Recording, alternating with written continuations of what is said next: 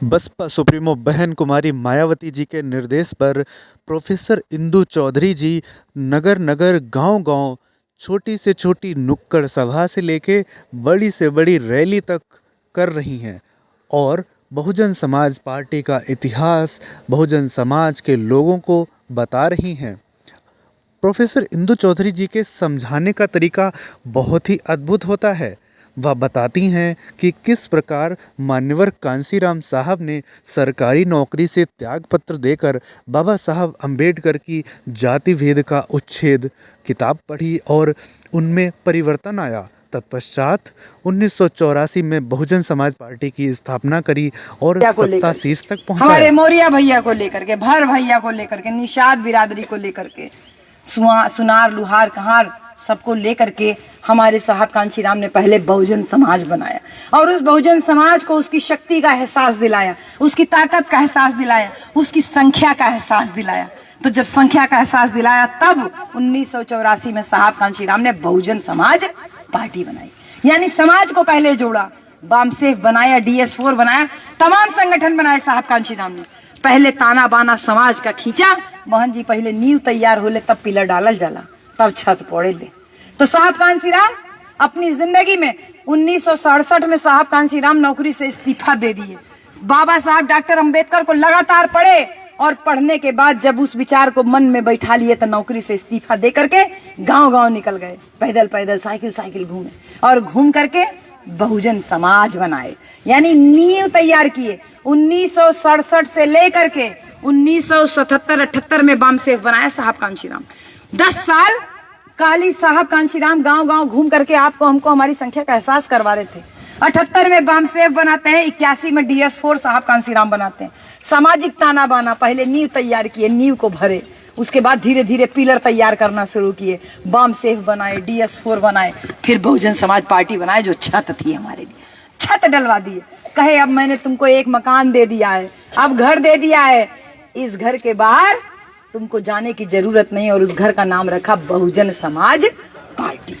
तो ये बहुजन समाज बनाया सामाजिक ताने बाने के द्वारा, लेकिन कुछ लोग इसको तोड़ने की, खत्म करने की, इसको हाईजैक करने की, नया नया कलेवर में पेश करने के, कहा जाता है old wine in a new bottle, पुरानी शराब नई बोतल में पेश करो तो लगेगा कि नई बोतल है, लेकिन old wine in a new bottle वही वाला है, कर दिए। लेकिन विचारधारा बहुजन की ही सफल होगी, क्योंकि बहन जी भैया विचारधारा से अगर आप मजबूत नहीं है तो आप पी से पीडीए भी, पी से पंडित भी जानोगे और पी से पिछड़ा भी जानोगे, और नेता घूम फिर करके, घुमा फिरा के जलेबी की तरह वक्तव्य देगा कि पीडीए का सुरक्षा होना चाहिए।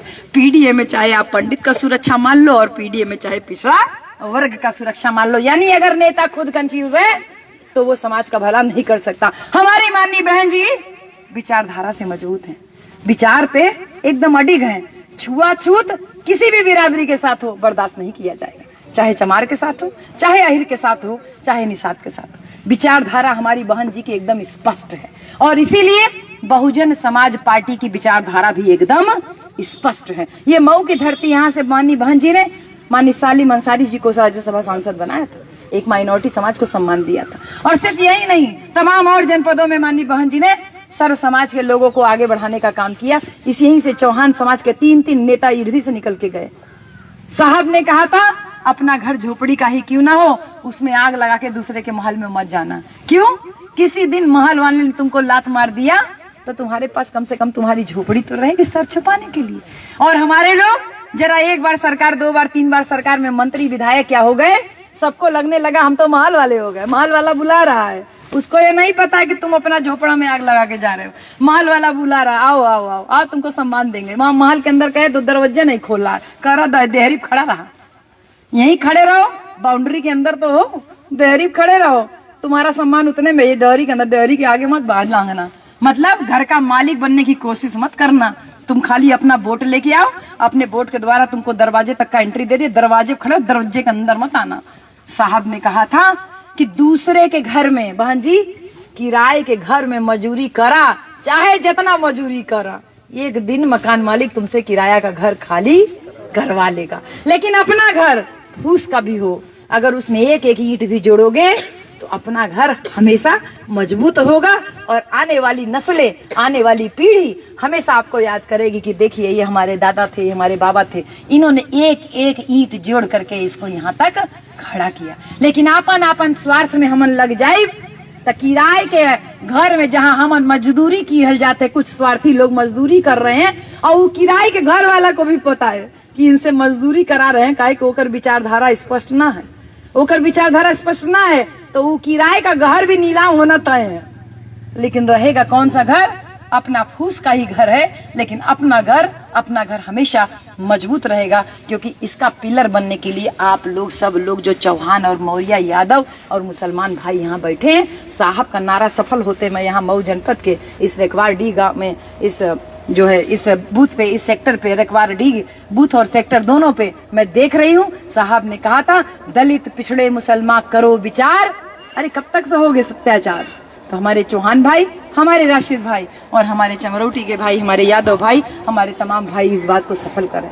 साहब ने कहा था बहुजन समाज के 3 कप्तान, दलित, पिछड़ा और मुसलमान, वो आज हमको नजर आ रहे हैं। बहन जी, साहब कांसीराम 1984 में बहुजन समाज पार्टी बनाए, लेकिन ये पार्टी बनावे खातिर साहिब कांसीराम बहुत संघर्ष के लिए 17-18 साल अपनी जिंदगी का, जब वो बियाह शादी करके घर दुआर मकान बना सकते थे, उन्होंने फैसला किया कि मैं अकेले रहूंगा, अविवाहित रहूंगा, कोई घर परिवार नहीं बसाऊंगा। और उन्हीं के पद चिन्हों पे चल के माननीय बहन जी जब उनसे मुलाकात होती है तो बहन जी कलेक्टर बनना चाहती थी, बहन जी कलेक्टर बनना चाहती थी, बाबा साहब के सपने को पूरा करना चाहती थी। बाबा साहब ने कहा समाज के पढ़े लिखे लोग समाज को नेतृत्व करेंगे। बाबा साहब को जानती थी माननीय बहन जी, बचपन से ही बाबा साहब की जयंतियों में जाती थी। तो बाबा साहब की तरह बनने के लिए, डीएम कलेक्टर बनने के लिए सोची कि मैं समाज का भला करूंगी। साहब से मुलाकात होती है, साहब कहते हैं कलेक्टर बन के क्या करोगी? बहन जी कहती है कलेक्टर बन जाऊंगी, डीएम बन जाऊंगी तो अपने समाज के लोगों का भला करूंगी। हमारी बहन जी कहती है कलेक्टर बन के हम समाज के लोगों का भला करेंगे। साहब कहते हैं कलेक्टर बन के तो केवल एक जिले के लोगों का भला करोगी ना, कलेक्टर बन गई तो केवल एक जिले के लोगों का भला करोगी, लेकिन अगर तुम मेरी बात मानो तो मैं तुमको इतनी ऊंची हैसियत का नेता बना दूंगा कि तुम्हारे सामने सैकड़ों अफसर, सैकड़ों डीएम ऐसे हमेशा फाइल लेकर के खड़े। माननीय बहन जी को साहब कांसीराम की बात में सच्चाई नजर आती है और उसी क्षण वो अपने पिता का घर छोड़ देती हैं। पिताजी धमकी देते हैं कि तूने अगर इस कांसीराम के साथ में घर छोड़ा तो ये मान लेना कि तेरे पिताजी का घर तेरे लिए हमेशा बंद हो चुका है, तेरे पिता तेरे लिए नहीं रहे। बहन जी पिता की धमकी पे भी पीछे नहीं हटती हैं, साहब के साथ निकल पड़ती हैं, पैदल पैदल, साइकिल साइकिल, गांव गांव घूमती हैं। नारा दिया जाता है जिसकी जितनी संख्या भारी उसकी उतनी हिस्सेदारी। चाहे चौहान समाज की हिस्सेदारी तय हो, मुसलमान समाज की हिस्सेदारी तय हो, यादव बिरादरी की हिस्सेदारी तय हो, समाज की, बहुजन समाज के लोगों की हिस्सेदारी तय हो। ये हिस्सेदारी जमीन और खेत खलिहान में नहीं चाहिए थी, ये जमीन घर और मकान में भी नहीं चाहिए थी, ये हिस्सेदारी जमीन मकान में भी नहीं चाहिए थी। ये हिस्सेदारी चाहिए थी बाबा साहब की उंगली के इशारे को समझने के लिए, यानी संसद के ऊपर कब्जा करने के लिए, यानी अपने आप को हुक्मरान बनाने के लिए, शासक बनाने के लिए।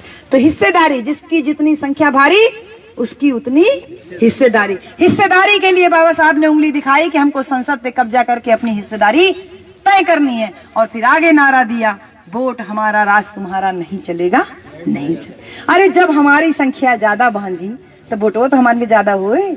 जब हमन के वोट ज्यादा बा तो राजा भी तो हमने के चाहिए, काहे दूसर का राजा चाहिए। तो साहेब कांसीराम कहने, ये पेन दीजिए, साहेब कांसीराम कहते थे, ऐसे पेन दिखा के कहते थे ये बहुजन समाज है, इस पेन के बराबर।